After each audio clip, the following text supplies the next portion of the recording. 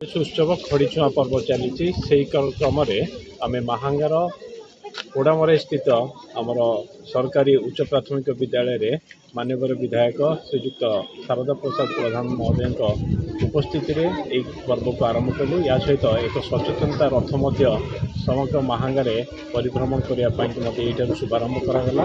यह द्वारा आम गोटे बार्ता देवाई चाहूँ विद्यालय उन्मुक्त अच्छी समस्त पथ उन्मुक्त अच्छी से विद्यालय को आसतु पाठ पढ़े आगे बढ़े। राज्य सरकार जो प्रयास रही सब पिला आम सब प्रकार सुविधा मौलिक सुविधा जोगे देवु से सुविधार बार्ता आम रथ मध्यम प्रदान करुँ। सहित आम पेरेन्ट्स मान कम्युनिटी मेम्बर्स मान अपील करूँ आम सरकारी सुविधा जहाँ मिलती सेगुड़िक उपलब्ध करने आमको सहयोग करेंगे।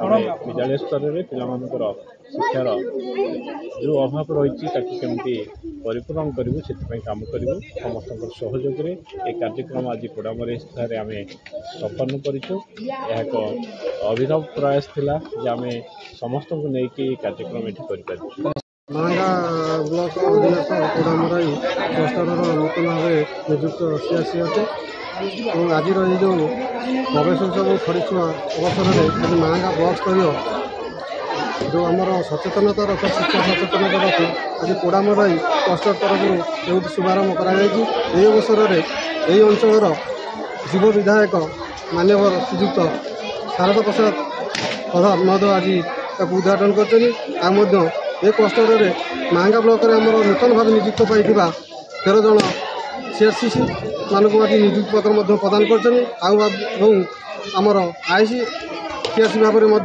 आमर 5 जन नियुक्ति पाई आज नियुक्ति पत्र प्रदान कर तेणु माननीय विधायक आम नूतन सीआरसी तरफ कृतज्ञता ज्ञापन करुँ।